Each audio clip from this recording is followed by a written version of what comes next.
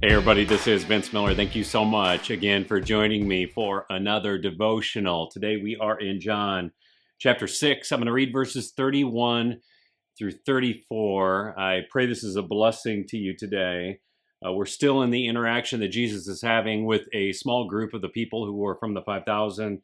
They've chased him down, and here is what happens next. They say, "Our fathers ate manna in the wilderness, as it is written, they're referring to Moses, gave them bread from heaven to eat." Then Jesus said to them, the crowd there, "Truly, truly, I say to you, it was not Moses who gave you the bread from heaven, but my Father gives you the true bread from heaven." Notice the change in tense there.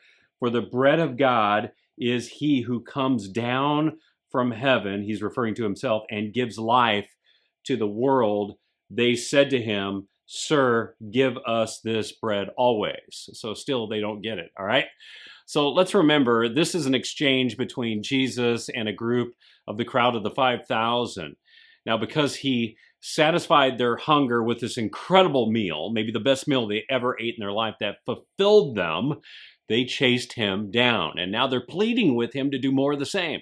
But Jesus is not going to play to their entitled fantasies. They want another sign. But like we said yesterday, they want Jesus to meet their demands. They have yet to really connect that Jesus is the spiritual satisfaction for their hunger. And still here, we see they don't get it. So what they end up doing is something they probably shouldn't do. They misuse the word of God. And Jesus picks up on it because, well, he is the living word of God in the flesh.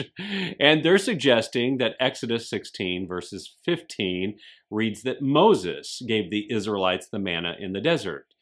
But the Bible clearly states that God gave it to them to eat, not Moses. Now remember, this is the Passover weekend, so the Exodus events would still be on everyone's mind. So they're thinking about Moses in the desert, right? So 5 things crossed my mind today as I read these few little words.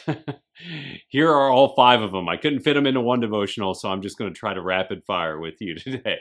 First, I think thinking spiritually is hard when we have spent a lifetime thinking naturally.